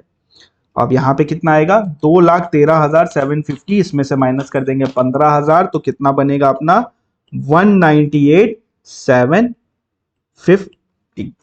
यहाँ पे अब निकाल लेते हैं, टैक्स निकाल लेते हैं, @ 38.5% और नीचे वाले के लिए 110%, तो इसका हमारा 38.5% आया कितना 76,519, और 110% वाले के लिए 17,750 इंटू 110%, तो अपने पास आया 19,525। इतना टैक्स का पेमेंट करना पड़ेगा, यानी टोटल कितना टैक्स का पेमेंट करना पड़ेगा, दिस प्लस दिस, तो टोटल टैक्स का पेमेंट जाएगा 96,044। खत्म, सिंपल था, बस एक ही प्रॉब्लम हुई होगी, ये इन्फेंट वाला हुआ होगा, थोड़ा सा मिस्टेक तो काफी लोगों से हुआ होगा, तो बस बाकी तो नहीं। नवंबर वालों ध्यान दो, ध्यान दो, आओ ध्यान दो, चलो आगे बढ़ते हैं। सर आप तो इतना मस्त पढ़ाते हैं, आपसे क्लास ले सकते हैं क्या? बिल्कुल ले सकते हो, सहज बैच इज ऑनलाइन, आप जाके परचेज कर सकते हो, डिस्क्रिप्शन में आपको लिंक मिल जाएगा। अब आते इस वाले पॉइंट में, ये एक अमेंडमेंट का पॉइंट है, ये मैराथन में लिया गया था, देख लीजिए आके। ब्लूबेरी ट्रेडर्स है जो कि रजिस्टर्ड पर्सन है अंडर जीएसटी, उन्होंने इशू किया टैक्स इनवॉइस 1 अगस्त को, ब्लू लगून को किया, बट सप्लाई नहीं किया गुड्स एंड सर्विसेज। समझ गया कौन सा अमेंडमेंट की बात कर रहा हूं? And amounting to input correct 30 lakh, मैंने गुड्स एंड सर्विसेज सप्लाई नहीं किया, 30 लाख की आईटीसी ले रखी है, ठीक है। ब्लू लगून अवेल कर लेता है आईटीसी को ऑन द बेसिस, यानी जो 30 लाख की आईटीसी है वो ब्लू लगून ने अवेल कर ली। अब डिपार्टमेंट ने शो कॉज नोटिस दे दिया ब्लू लगून ट्रेडर को, स्पेसिफाइंग कि टैक्स उसको पे करना और इंटरेस्ट पे करना है @ 50% under section 50%, 50 under section 50, and जो भी पेनल्टी लगी है वो पे करनी है। अब ब्लू लगून ट्रेडर है, उसने टैक्स इंटरेस्ट वगैरह पे कर दिया 15 अप्रैल तक। Examine the relevant provision in brief and determine the amount of penalty to be paid by Blueberry and Blue Lagoon, बस अपने को पेनल्टी बतानी है। तो सबसे पहले देखो क्या हुआ है, जो ब्लू ट्रेडर है, ब्लू ट्रेडर ने सप्लाई नहीं की, बस इनवॉइस इशू कर दिया, इनवॉइस इशू कर दिया, सप्लाई नहीं किया। एंड ये किसको किया इन्होंने, ब्लू ट्रेडर, ब्लूबेरी, ठीक है, ब्लूबेरी हो गया, ब्लू लगून हो गया, ठीक है। बीबी ने सप्लाई नहीं किया, इनवॉइस इशू कर दिया बीएल को, तो इस सिनेरियो में क्या हुआ, देखो याद होगा वो अमेंडमेंट, एक बार दिखाई भी देता हूं तुम लोग को, ये रहा, ये वाला याद है ड्राइंग। अगर टैक्स इनवॉइस इशू किया है पर सप्लाई नहीं किया है, तो कोई भी डिमांड एंड रिकवरी इनिशिएट नहीं करेंगे, 122(1) इनिशिएट करेंगे, किसके अगेंस्ट, मिस्टर ए। तो अपने एग्जांपल में मिस्टर ए कौन है, ब्लूबेरी, तो ब्लूबेरी के अगेंस्ट में क्या होने वाला है, 122(1), और 122(1) क्या बोलता है, 100% ऑफ अमाउंट इन्वॉल्व और 10,000 विच एवर इज हायर। तो यहां पे कितना अमाउंट इन्वॉल्व है, 30 लाख, तो 30 लाख और 10,000 विच एवर इज हायर, तो यहां पे पेनल्टी कितनी लगने वाली है इसके ऊपर, 30 लाख की पेनल्टी लगेगी 122(1) में।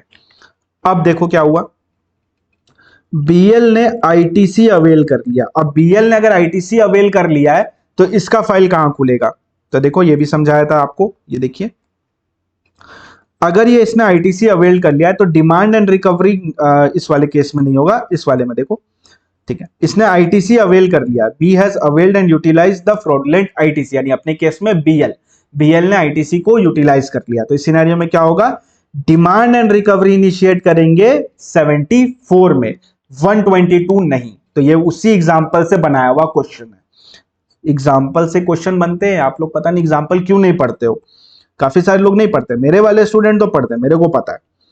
तो यहां पे बीएल के अगेंस्ट में क्या होगा, बीएल का केस खुलेगा 74 में। अब 74 क्या बोलता है, डिमांड एंड रिकवरी, और दिखाता हूं, अभी थोड़ी देर पहले ये देखा था, 74 बोलता है बिफोर इशुएंस 25%, 30 डेज के अंदर शो कॉज नोटिस के 25%, 50% डिमांड ऑर्डर के एंड 100% डिमांड ऑर्डर के 30 डेज के अंदर। तो हमने कब पेमेंट किया और देख लेते, तो हमने पेमेंट किया है 1 अप्रैल को या 15 अप्रैल को, यानी हमने 30 डेज के अंदर ही पेमेंट कर दिया। तो अपने को कितना टैक्स का पेमेंट करना पड़ेगा, अपने को टैक्स का पेमेंट करना पड़ेगा जस्ट 25% ऑफ, सॉरी पेनल्टी का पेमेंट करना पड़ेगा जस्ट 25% ऑफ टैक्स, यानी 30 लाख का 25%। तो अपने कितना पे करेंगे, 30 लाख का 25%, तो कितना आएगा, 30 लाख का 25%, तो आएगा 7,50,000। कितना आया, 7,50,000। तो आंसर क्या हुआ, ब्लूबेरी के लिए 30 लाख एंड बीएल के लिए सेक्शन 74 में 7,50,000। So this is the answer. अब बढ़ते हैं आगे 6 का बी की तरफ, नहीं 6 का, अच्छा 6 का ए का एक ऑल्टरनेट क्वेश्चन भी दिया था, तो ए अटेंड कर लो, या तो मतलब या तो ये ब्लूबेरी या तो ऑल्टरनेट वाला तो बहुत ही सिंपल है। मिस्टर जंबो ने फाइल किया appeal before appellate tribunal against the order of appellate authority, issue relates to place of supply. भैया ये तो एकदम सिंपल है, The order of appellate tribunal also come in favor of department. Mr. Jumbo now want to file the appeal against the decision of appellate tribunal. He feels the stand taken by is not correct. You are required to him suitably कि कहाँ पे filing करना है। appellate tribunal पे किया, मेरे को बिल्कुल पसंद नहीं आया, तो अब कहाँ जाऊंगा, तो वो चार्ट याद है, मैटर किसका है, प्लेस ऑफ सप्लाई का मैटर है। चलो दिखा देता हूँ, काफी इजी है ये वाला पॉइंट भी। आजा आजा आजा, कितने गया कितने गया कितने गया कितने कितने कितने कितने कितने कितने कितने कितने, ये देखो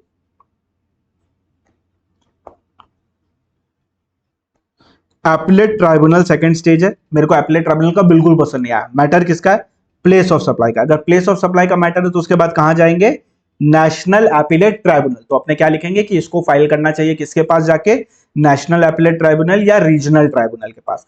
उसका भी पसंद नहीं आया तो इसको चले जाना चाहिए सीधा सुप्रीम कोर्ट। ओके, तो ये वाला मेथड इसको फॉलो करना चाहिए बिकॉज प्लेस ऑफ सप्लाई का मैटर है। ठीक है, चलो ये क्वेश्चन भी गया, इजी था। अब आते हैं बी में, what are the power available to proper officer for scrutiny of return scrutiny assessment and return वाला चैप्टर। ठीक है, तो स्क्रूटनी रिटर्न करे तो प्रॉपर ऑफिसर के पास क्या क्या पावर अवेलेबल है अगर उसको डिस्क्रिपेंसी डिटेक्ट होती है, एंड वो क्या रिकोर्स कर सकता है by the proper officer in case proper explanation furnish नहीं करते हो। तो इससे रिलेटेड आपको चार्ट बना के दिया था, दिखा देता हूं, आ जाइए आ जाइए आ जाइए, चार्ट चार्ट चार्ट चार्ट, क्या ऑडिट ऑडिट ऑडिट ऑडिट, ये रहा स्क्रूटनी असेसमेंट। पीओ पहले सेलेक्ट करेगा रिटर्न को स्क्रूटनी के लिए, कोई डिस्क्रिपेंसी मिलेगा तो पीओ इशू करेगा नोटिस एक्सप्लेनेशन के लिए 30 डेज के अंदर रजिस्टर्ड पर्सन या तो एक्सेप्ट करेगा और ड्यूज पे कर देगा या तो एक्सप्लेनेशन देगा। एक्सप्लेनेशन से सेटिस्फाइड है तो कोई भी एक्शन नहीं लेंगे, और नॉट सेटिस्फाइड या एक्सप्लेनेशन नहीं दिया तो क्या क्या पावर्स है, क्या कर सकते हैं, ऑडिट कंडक्ट करवा सकते हैं अंडर सेक्शन 65, स्पेशल ऑडिट करवा सकते हैं under section 66, inspection search and seizure करवा सकते हैं, या 73 74 यानी डिमांड एंड रिकवरी में केस खोल सकते हैं। तो आपको बस यही लिखना था, ये पूरा एक्सप्लेन करना था चार्ट को, एंड उसके बाद बस ये वाला पॉइंट लिखना था, आपको फुल मार्क्स मिल जाते, मिल गए होंगे, इनफैक्ट आपने लिखा होगा, मेरे को पता है, मेरे स्टूडेंट हो लिखे होंगे, मुझे जानता हूं। Under which provision of Constitution of India government is empowered to levy taxes, custom duty and export duty? You are required to write notes related to this. ये आपको चैप्टर 1 में मिल जाएगा, वहां से आप रीड कर लेना, ये काफी इजी था, इसमें कुछ भी कॉम्प्लिकेटेड नहीं था। तो यहां खत्म होता है अपना थर्ड नंबर से। अब चलते हैं फर्स्ट एंड सेकंड वाले की तरफ। तो सबसे पहले सेकंड वाले को सॉल्व करते हैं और उसके बाद फिर अपने सॉल्व करते हैं फर्स्ट वाले क्वेश्चन को। चलो चलते क्वेश्चन नंबर 2 की तरफ। चलो क्वेश्चन नंबर 2 की तरफ आ जाते हैं। 2 का बी तो हमने ऑलरेडी कर लिया, बस 2 का ए करना है अपने को। ये रहा, ये तो इतना इजी क्वेश्चन है, मैं क्या ही बोलूँ आपको। चलिए आइए फटाफट कर लेते हैं इसको, ठीक है। मिस्टर दीवा कौन है? एक फैशन प्रोपराइटर है, मिस दीवा, मिस्टर दीवा फैशन है, प्रोपराइटर मिस दीवा है, इसके रजिस्टर्ड सप्लायर है। कहाँ पे? पंजाब। ये बहुत ज्यादा इंपॉर्टेंट होता है, ध्यान देना कि वो कहाँ से है, ठीक है, वो पंजाब के हैं। फॉलोइंग सप्लाईज उन्होंने की है, उन्होंने सप्लाई किया है designer silk dress packed in designer box to a boutique in Mumbai as per the contract entered. Boutique amount इसमें इन्होंने लिया 25 लाख रुपए। तो पहले बात तो देख ले करना क्या है भैया। From the above information calculate GST liability of mister दीवा फैशन। तो जीएसटी लायबिलिटी कैलकुलेट करना, तो मैंने तुमको क्या सिखाया था, पढ़ते पढ़ते करते रहो, ठीक है, अलग से करोगे तो नहीं हो पाएगा। तो अगर अपने को जीएसटी लायबिलिटी निकालनी है तो अपने को कैलकुलेट करना पड़ेगा क्या, आउटपुट टैक्स। कैसे कैलकुलेट करेंगे? सीजीएसटी, एसजीएसटी और आईजीएसटी जो भी लगेगा। तो सबसे पहले वाले में ये कहां के हैं? पंजाब के हैं। इन्होंने सप्लाई किया है महाराष्ट्र में, क्या आएगा? आईजीएसटी आएगा। क्या ये सप्लाई है? नॉर्मल सप्लाई है, आईजीएसटी आएगा। 25 लाख है। क्या सप्लाई किया हमने? Silk dress. तो सिल्क ड्रेस का रेट क्या दिया हुआ है अपने को? आईजीएसटी का रेट है 18%, तो हमने 18% चार्ज कर देते हैं यहाँ पे। चलिए आइए फटाफट, 25 लाख का 18%। अब तक फिगर लिख जानी चाहिए थी आपकी बुक में, नहीं लिखी? लिख लो, 4,50,000। सीएस आएगा नहीं इसमें। सप्लाई किया हमने 600 kit amounting to 6 lakh, Mrs Arora, Amritsar, Punjab. Each kit consist of 1 silk dupatta, 1 sari brochure, 1 lipstick. तो क्या ये नॉर्मली ऐसे मिलता है क्या? जल्दी बताओ लड़कियों, कमेंट करो। नहीं मिलता है ना, ये तो बनाया गया है। किसने बनाया है? मिस्टर दीवा ने बनाया है। उन्होंने एक ऐसा पैकेज बनाया जिसमें उन्होंने एक सिल्क दुपट्टा दिया, ब्रोश दिया और लिपस्टिक दी। तो ये क्या हो गया, कॉम्पोजिट या मिक्स? कॉम्पोजिट कब होता है? जब ये नेचुरली बंडल्ड होता है। क्या नेचुरली बंडल्ड है? नहीं। तो ये क्या हो गया, मिक्स सप्लाई। मिक्स सप्लाई में क्या लगता है? हायर वाला रेट लगता है, ठीक है। कहां सप्लाई किया हमने? पंजाब में किया है। तो सी और एस ही आने वाला है। हाँ जी, सी और एस आने वाला है इसमें। तो इसमें अपने को सी और एस लेना है। पंजाब में किया है, 6 लाख से अपने को सिल्क दुपट्टा, साड़ी ब्रोश और लिपस्टिक। ब्रोश बोलते क्या बोलते, कमेंट करके बताना तो जरा। तो सिल्क दुपट्टा, ब्रोश, लिपस्टिक। अब ये तीनों में whichever is higher rate लेना अपने को, ठीक है। तो ये इस तीनों में जो हायर रेट मेरे को दिख रहा है वो दिख रहा है मेरे को सारी ब्रोश का, यानी 9% और 9% दिख रहा है मेरे को। तो चलो कर लेते हैं इसको। 6 लाख का 9%, 9%। तो हमने किया 6 लाख का 9%, आया 54,000, 54,000, 54,000। आईजीएसटी नहीं, बिकॉज सेम स्टेट में कर रहे हैं तो आईजीएसटी कैसे लगा सकते हैं। चलो नेक्स्ट की तरफ बढ़ते। मिसेस दीवा ऑर्गेनाइज करती है फैशन शो चंडीगढ़ में। Zion export limited registered entity in Jaipur has sponsored the show for which Mrs Deva received 7,50,000। क्या कीवर्ड बताया था? जो बंदा पैसा देता है वो रेसिपेंट होता है। तो यहां रेसिपेंट कौन है? जियोन एक्सपोर्ट लिमिटेड, बिकॉज पैसा ये दे रहा है। जिसको पैसा मिलता है वो सप्लायर होता है। तो यहां सप्लायर कौन है? मिस्टर दीवा है। अब आरसीएम चैप्टर अगर याद होगा तो जो यहां पे रेसिपेंट है that is a body corporate, and जो सप्लायर है that is other than body corporate. तो इस सिनेरियो में आरसीएम लगेगा, यानी ये टैक्सेबल तो है बट आरसीएम में टैक्सेबल है। आरसीएम के तहत जियोन इस पे टैक्स पे करेगा, हम लोग नहीं करेंगे। तो इस पे जो भी टैक्स पे करेगा स्पॉन्सरशिप सर्विस पे, वो जियोन करने वाला है, आपने को करना नहीं है तो नील। चलो ये वाला पॉइंट तुमको लिख के आना पड़ेगा, जो जो मैं बोल रहा हूँ वो सब वर्किंग नोट बनेगा। Those who kits were given as free gifts to the customer on occasion of 15th anniversary of Mr. Diva Fashion। हर एक किट में एक सिल्क दुपट्टा, एक साड़ी ब्रोच था। किट की कीमत थी 350। ओपन मार्केट वैल्यू अवेलेबल नहीं है, लाइक एंड क्वालिटी अवेलेबल नहीं है। कीवर्ड क्या है? कीवर्ड है कि हमने इसमें आईटीसी नहीं ले रखा है। तो अगर आईटीसी नहीं ले रखा है, पहली बात बताओ कंसिडरेशन है? नहीं है। कंसिडरेशन नहीं है तो सप्लाई चैप्टर में हम गए, 3 कंडीशन होती थी, business, consideration, goods and services. तो गुड्स तो है यहाँ पे, बिजनेस भी है, बट कंसिडरेशन नहीं है। तो अपने को कहां जाना पड़ेगा? शेड्यूल 1 में। शेड्यूल 1 में 4 पॉइंट है, वो 4 पॉइंट में ये फर्स्ट वाले पॉइंट में फॉल कर रहा है, permanent transfer of business asset. But उसका मेन कंडीशन क्या था कि आईटीसी लिया हुआ होना चाहिए। तो क्या इन्होंने आईटीसी ले रखा है? तो इन्होंने आईटीसी तो लिया नहीं है, तो फर्स्ट कंडीशन फुलफिल नहीं हुई, तो ये शेड्यूल 1 में फॉल करेगा? नहीं। तो क्या ये सप्लाई है? नहीं। क्या ये डीम सप्लाई है? नहीं। तो क्या इस पे टैक्स आएगा? नहीं आएगा, सिंपल। बिकॉज ये तो सप्लाई नहीं है, सप्लाई नहीं है तो टैक्स नहीं आएगा। अब चलते हैं नेक्स्ट की तरफ, 5 number. Professional service provided free of cost, किसको दिया इन्होंने? इंडिपेंडेंट मैरिड सिस्टर, बुटीक बनाने के लिए दिल्ली में। कॉस्ट है 1 लाख रुपए। अब देखो पैसा नहीं है, शेड्यूल 1।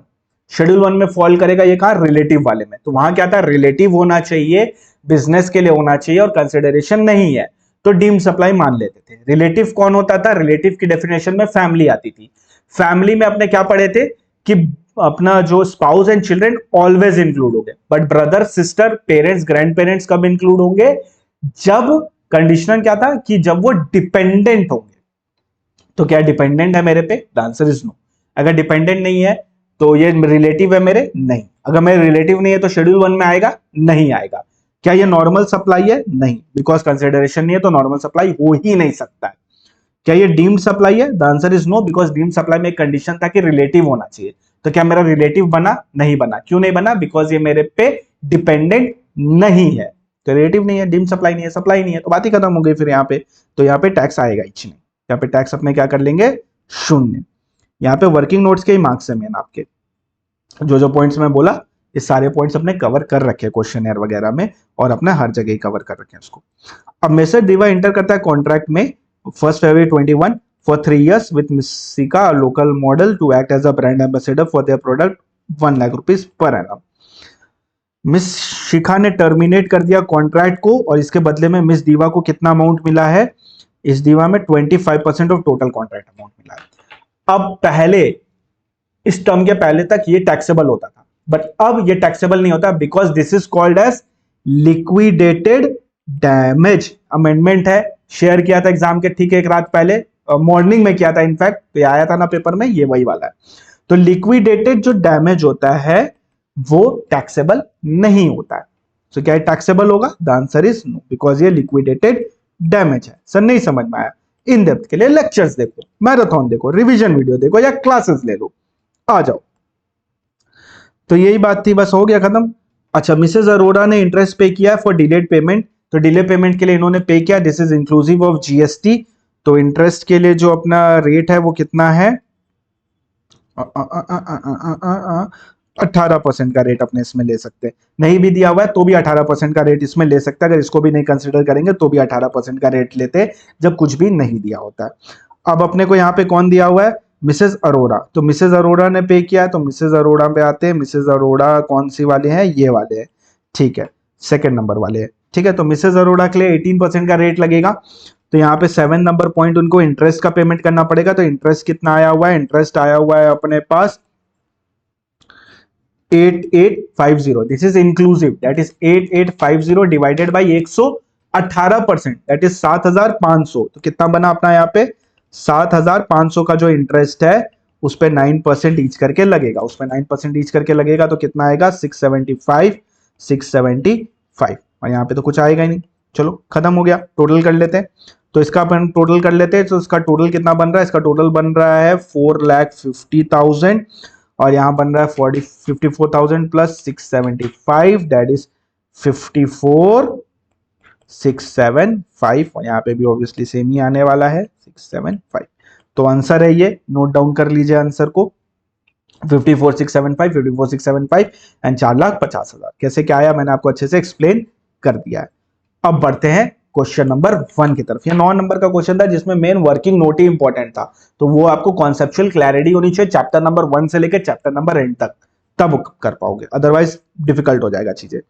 तो बात है सबसे फर्स्ट नंबर क्वेश्चन पे, दैट इज 14 नंबर का क्वेश्चन। इसको सॉल्व करते हैं, बहुत ही मजेदार क्वेश्चन है, बहुत मजा आएगा इसमें, आ जाओ।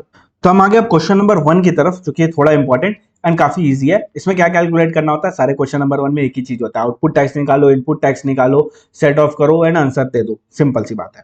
आ जाओ जल्दी से कर लेते हैं इसको। तो Vasudev is an operating member in mining and exploration service, Aliabet oil field वगैरह गुजरात में। He has provided certain service to joint venture at the same site in which he is a member.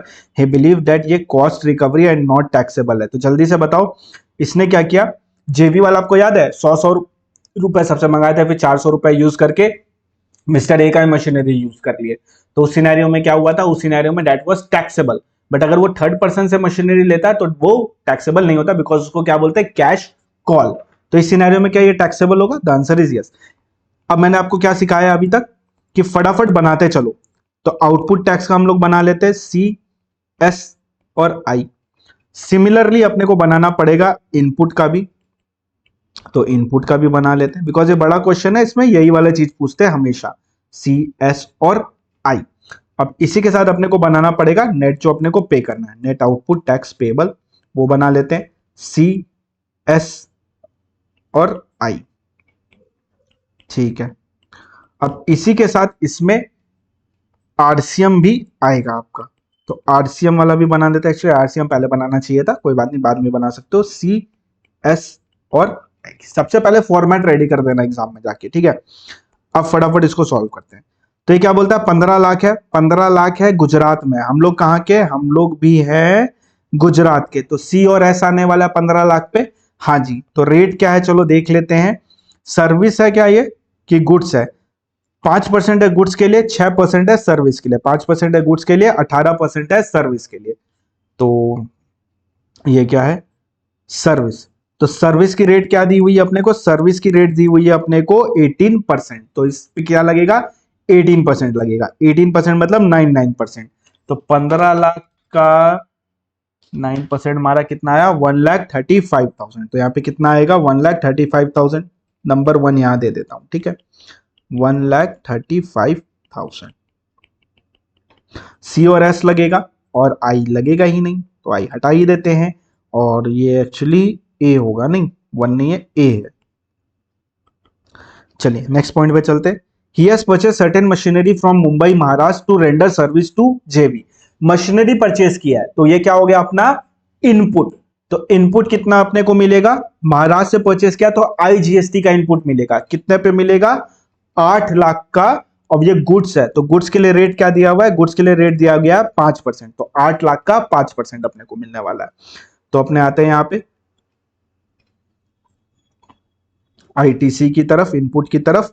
तो इनपुट की तरफ हम आ गए, तो जैसे हम इनपुट की तरफ आए तो अपने देखे कि अपने को यहाँ पे सी एस नहीं मिलेगा, आई मिलेगा अपने को यहाँ पे। और आई कितना मिलेगा अपने को, आई मिलेगा अपने को 18% से, ठीक है। कितना का मशीनरी हमने परचेज किया, 8 लाख का। तो 8 लाख का हमने मारा, 18% नहीं था, 8 लाख का हमने मारा 5%, तो आया 40,000। 5% क्यों था, बिकॉज गुड्स के केस में 5% था। तो अपने को इनपुट मिली है 40,000 की। इसको एक लाइन नीचे हमेशा लिखना। तो इससे क्या होगा, एक लाइन नीचे क्यों लिखवा रहा हूं, एक लाइन नीचे इसलिए लिखवा रहा हूं बिकॉज ऊपर ओपनिंग भी तो आएगा ना, हमेशा देता है सारे क्वेश्चन में। ये सब फिक्स फॉर्मेट है, आप करोगे तो आप समझ जाओगे इजीली।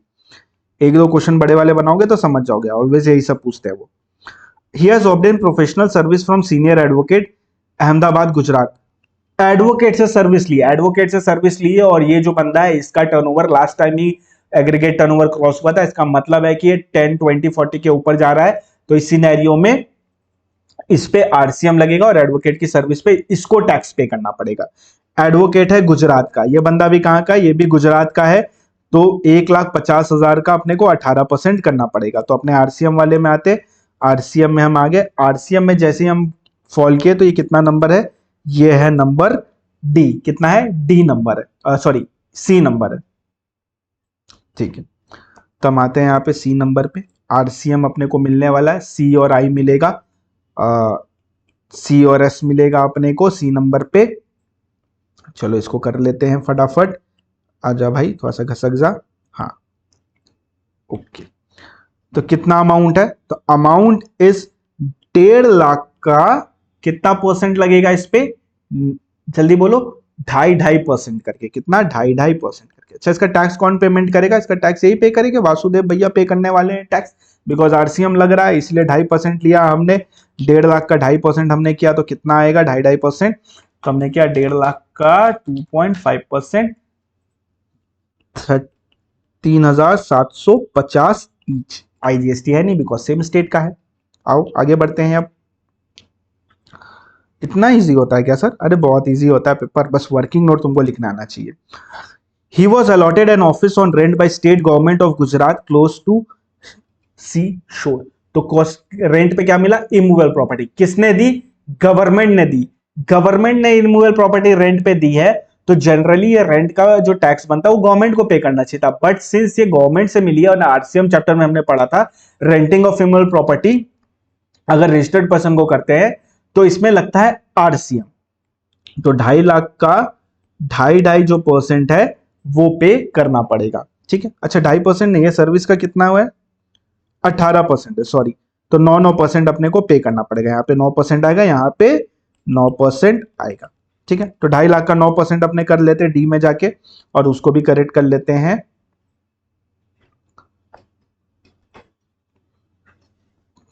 ढाई लाख का 9%, तो हमने किया 2.5 लाख का 9%, तो कितना आया? 22,500। 22,500 के। देखा कितना चालाक है ये लोग, चेंज कर दिया रेट। अब यहां पे भी अपने को 99% लेना था, सी वाले में ये देखो 99% लेना था ना, 1.5 लाख का 99%, तो 1.5 लाख का 99% ले लेते हैं। आ जाओ, तो हमने किया 1.5 लाख का 9%, तो आया 13,500। आया 13,500, 13,500। चलो डी तक का तो भैया हो गया। अब बढ़ते ई की तरफ।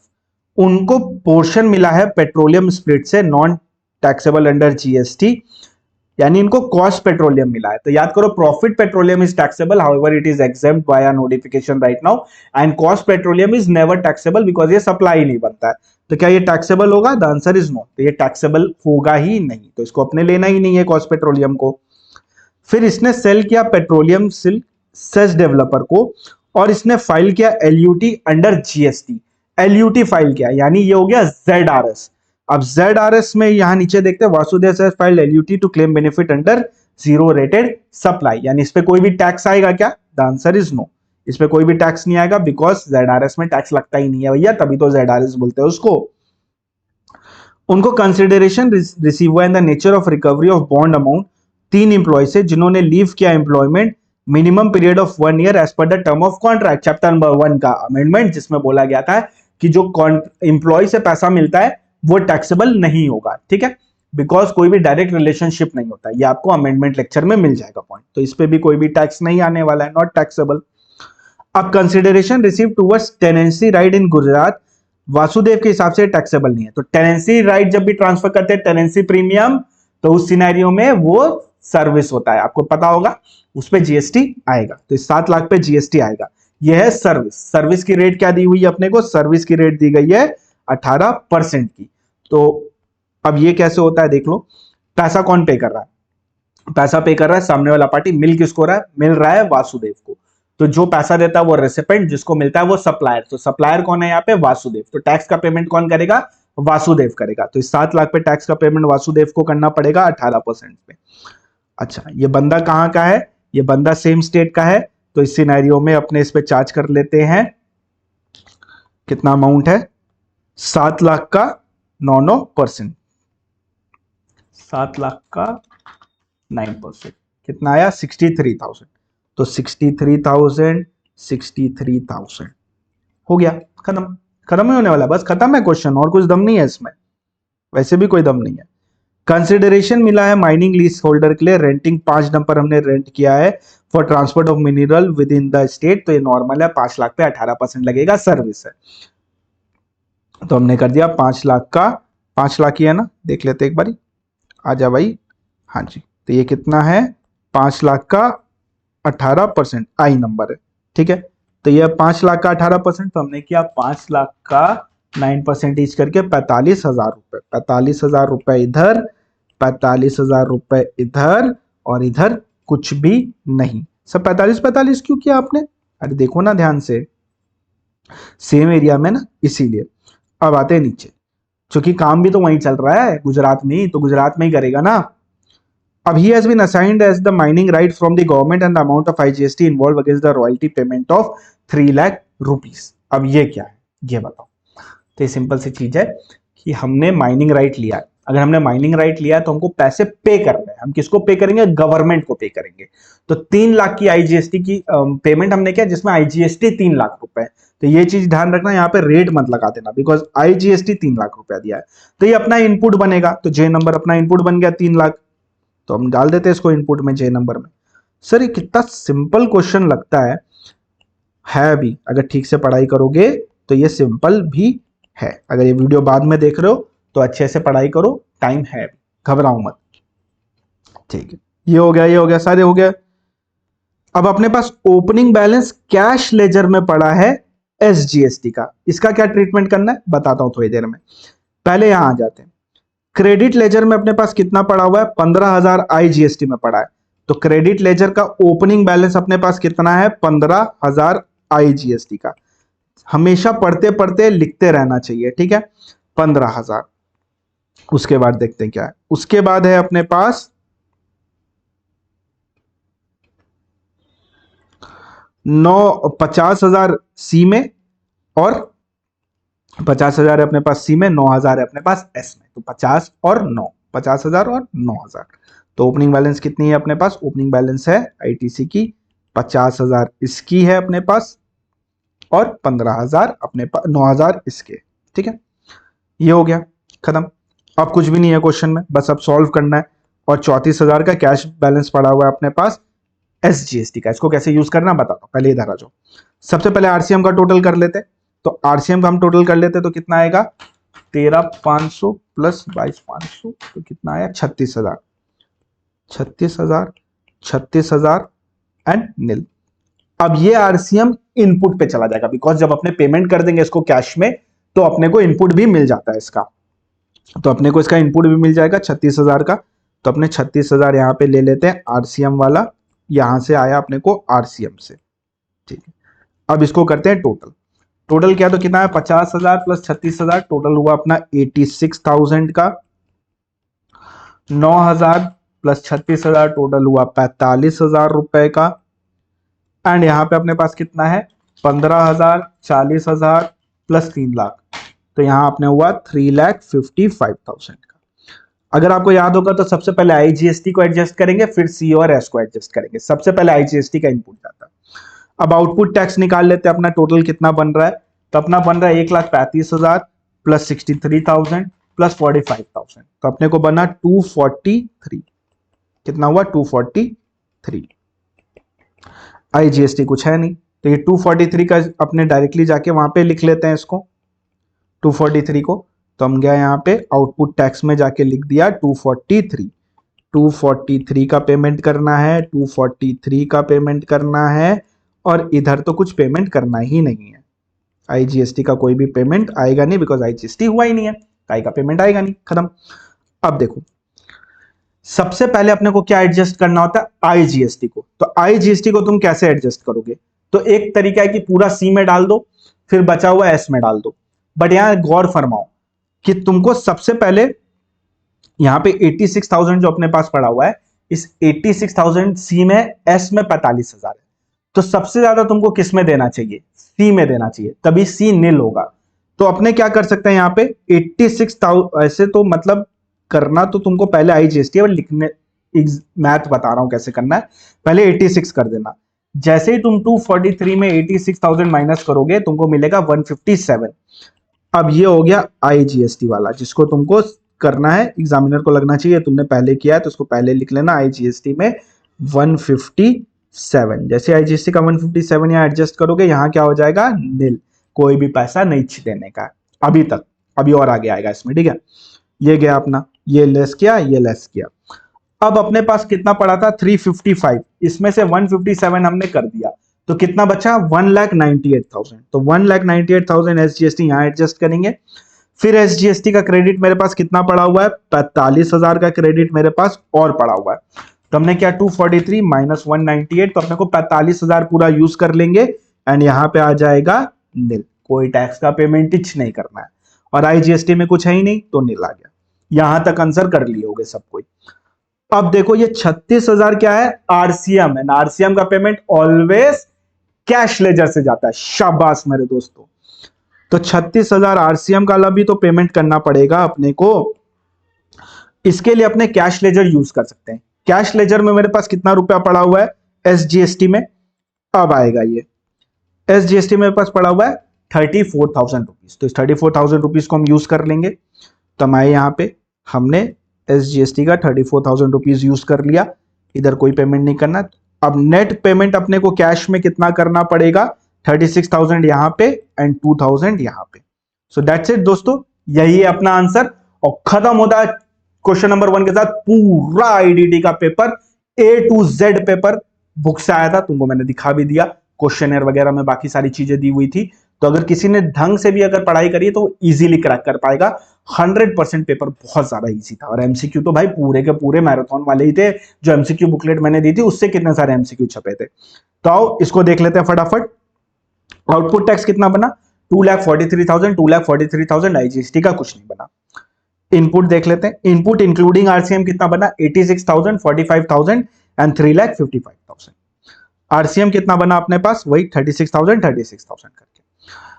आउटपुट टैक्स कितना पेमेंट हुआ, नील नील नील, बट फिर आरसीएम आया 36,000 का और कैश में पेमेंट हमको करना पड़ा सी का 36,000 और एस का 2,000, बिकॉज 34,000 रुपए हमारे पास ऑलरेडी पड़े थे और आईजीएसटी में कोई पेमेंट करना ही नहीं था। ओके सो दोस्तों यहां पे खत्म होता है अपना पूरा पेपर। आशा करता हूं आपको बहुत मजा आया होगा ये वीडियो देखकर और बहुत सारी चीजें नई सीखने मिली होगी, स्पेशली नवंबर वाले स्टूडेंट्स लोग के लिए।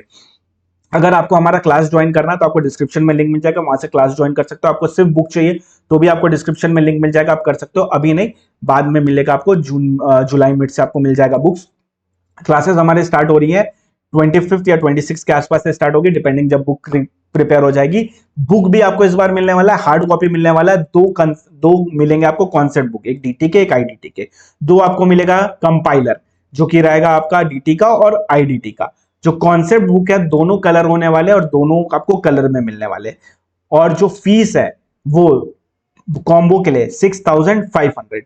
डेफिनेटली जाके एनरोल करवा लेना, बहुत ही अच्छा आपको पढ़ने का मौका मिलेगा, बहुत अच्छे से बहुत सारी नई नई चीजें आप लोग सीखोगे, बहुत सारी मतलब चार्ट बनाना सीखोगे, क्वेश्चन बनाना सीखोगे, क्वेश्चन सॉल्व करना सीखोगे, पढ़ना सीखोगे, कॉन्सेप्चुअली सबको लिंक करना आप सीख जाओगे।